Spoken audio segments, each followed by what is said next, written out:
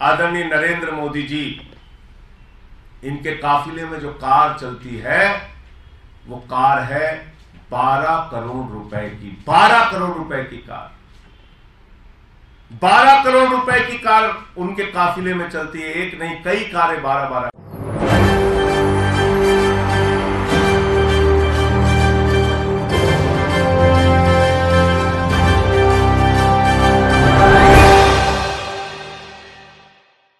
देश में जो नई संसद भवन बनकर तैयार है, चकाचक तैयार है, और अब इंतजार है कि यहां पर विपक्ष और सत्ता पक्ष के सांसद बैठें। लेकिन सवाल तो यही खड़ा हो रहा है कि जो संसद भवन बनाई गई है, इस संसद भवन को बनाने की जरूरत थी क्या? और संसद भवन बनाया, चलिए कोई दिक्कत नहीं, लेकिन संसद भवन बनाने के पीछे जो पैसा पानी की तरह बहा दिया गया, क्या इसकी भी जरूरत थी क्या? क्योंकि सीधे तौर पर देखा जा रहा है कि देश के हालात ठीक नहीं है। 2014 के बाद अगर आप आंकड़ों को उठाकर देखें तो हमारे देश में बेरोजगारी का स्तर लगातार बढ़ता चला जा रहा है, महंगाई लगातार बढ़ती चली जा रही है, देश की अर्थव्यवस्था पटरी पर नहीं दौड़ रही है, और सरकार ने करोड़ों रुपए लगा दिए नई संसद भवन के निर्माण में। तो यही तो कहा जा रहा है, अगर यही करोड़ों रुपया अगर जनता के लिए लगा दिया जाता तो क्या जनता का विकास नहीं होता? देश के प्रधानमंत्री नरेंद्र मोदी, जिन्होंने कहा था 15 लाख रुपए सबके खाते में आएंगे, 15 लाख तो छोड़िए, 15,000 भी किसी के खाते में नहीं आए। तो यही कहा जा रहा है, क्या जनता का खून पसीने का पैसा सरकार ऐसे ही उड़ा रही है क्या? इस पर संजय सिंह ने एक बड़ा खुलासा किया है, देखिए। पहली बात तो मैं आपको ये बता दूं कि ये घर जो दिल्ली के मुख्यमंत्री का बना था वो 80 साल पुराना 1942 में बना हुआ घर था। दूसरी बात, एक नहीं 3 घटना हुई उस घर के अंदर। एक में मुख्यमंत्री के माता पिता जिस कमरे में रह रहे थे उसकी छत गिर गई। दूसरी घटना में मुख्यमंत्री जिस कमरे में रह रहे थे उसकी छत गिरी। तीसरी घटना में मुख्यमंत्री जहां पर लोगों से मिलते हैं उसकी छत गिर गई। उसके बाद पीडब्ल्यूडी विभाग ने यह सजेस्ट किया कि भाई इस घर को तोड़ के नया घर बनाने की आवश्यकता है, और वो घर बनाया गया। 30 करोड़ की लागत से वो घर बनाया गया, जिसको लेके कल से चर्चा हो रही है। दिल्ली के लाट साहब एलजी, उनके घर की मरम्मत में, मात्र मरम्मत में, नया घर बनाने की बात मैं नहीं कर रहा हूं, मात्र मरम्मत में 15 करोड़ रुपए खर्च होते हैं। गुजरात के मुख्यमंत्री विजय रूपानी, उनका उड़न खटोला खरीदने में 191 करोड़ रुपए खर्च होते हैं। मध्य प्रदेश के मुख्यमंत्री शिवराज सिंह, उनका उड़न खटोला खरीदने में, उनका हवाई जहाज खरीदने में 65 करोड़ रुपए खर्च होते हैं।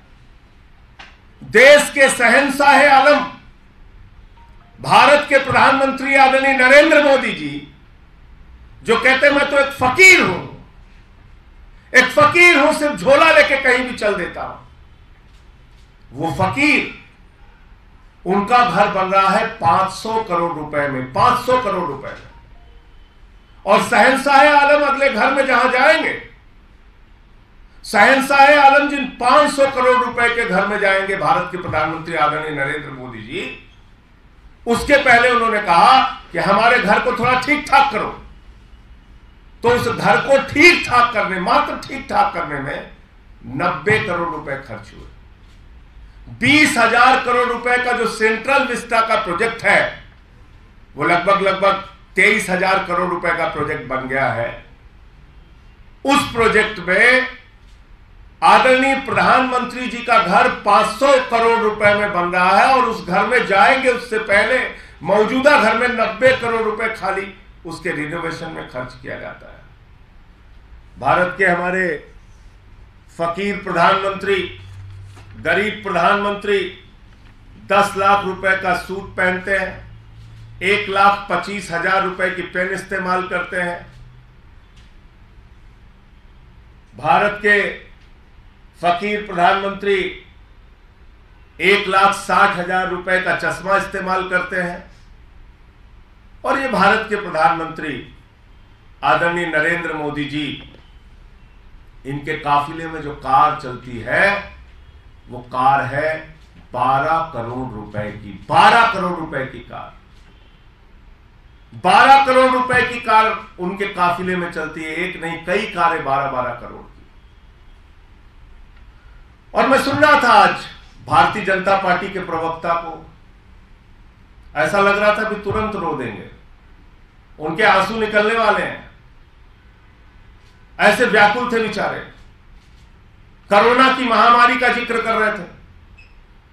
भूल गए भारतीय जनता पार्टी के लोग, जब कोरोना की महामारी से इस देश में लोग मर रहे थे, भारत के प्रधानमंत्री बंगाल के चुनाव में वोट मांग रहे थे, कोरोना फैला रहे थे, लोगों की जान जा रही थी, लाशें बिछी हुई थी शमशानों में, और भारत के प्रधानमंत्री चुनाव के प्रचार में व्यस्त थे।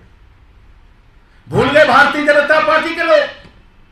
ये 12-12 करोड़ की कार खरीदने का फैसला उस वक्त हुआ जब कोरोना की महामारी में लोग मर रहे थे, उनकी जान जा रही थी, शमशान पे लाशें बिछी हुई थी। भूल गए भारतीय जनता पार्टी के लोग।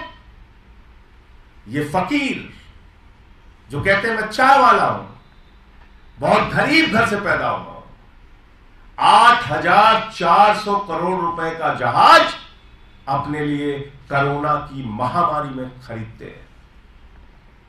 कोरोना की महामारी के दौरान जब लोगों की जान जा रही थी, लाशें शमशान पर बिछी हुई थी, उस वक्त 8,400 करोड़ रुपए का जहाज खरीदने का बजट आदरणीय प्रधानमंत्री जी का पास होता है। आप कोरोना की बात कर रहे हो, ड्रामे की बात कर रहे हो। हमारे देश के प्रधानमंत्री एक दिन में कितने रंग बदलते हैं, ये तो कलर नहीं है, कलर फोटो देख लीजिएगा। एक दिन में कितने रंग बदलते हैं, कितने कपड़े पहनते हैं, कैसे शहंशाह आलम की तरह रहते हैं, इसको अगर आप देखोगे तो आपको समझ में आ जाएगा। मुद्दा क्या है असल में? हम लोग बार बार बात कर रहे हैं कि सत्यपाल मलिक जी ने जो मुद्दा उठाया उस पर चर्चा करो। पुलवामा के घटने में लापरवाही क्यों की गई, इसकी चर्चा करो। हमारे जवानों की शहादत के लिए जिम्मेदार कौन है, इसकी चर्चा करो। 5 एयरक्राफ्ट अगर मांगा जा रहा था उन जवानों को पहुंचाने के लिए, तो 5 एयरक्राफ्ट क्यों नहीं मिला? जब भारत के प्रधानमंत्री 8,500 करोड़ का जहाज अपने लिए खरीद सकते हैं, तो हमारे वीर जवानों के लिए 5 एयरक्राफ्ट उनकी जिंदगी बचाने के लिए क्यों नहीं दिया गया? सवाल ये उठ रहा है। सवाल उठ रहा है कि अडानी के साथ जो आपने महाघोटाला किया, मॉरिशस में एक पते पे 6 कंपनी खोलकर 42,000 करोड़ रुपए काला धन अडानी की कंपनियों में लगाया गया, इस पे जेपीसी बनाओ। सवाल ये उठ रहा है। सवाल यह उठ रहा है कि भारत के सुप्रीम कोर्ट के आदेश के बावजूद 6-6, 8-8 कोल ब्लॉक नियमों के विपरीत जाकर अडानी को क्यों दे दिया गया? भारत सरकार के कानून के खिलाफ अडानी को कोयला की खदानें क्यों दे दी गई?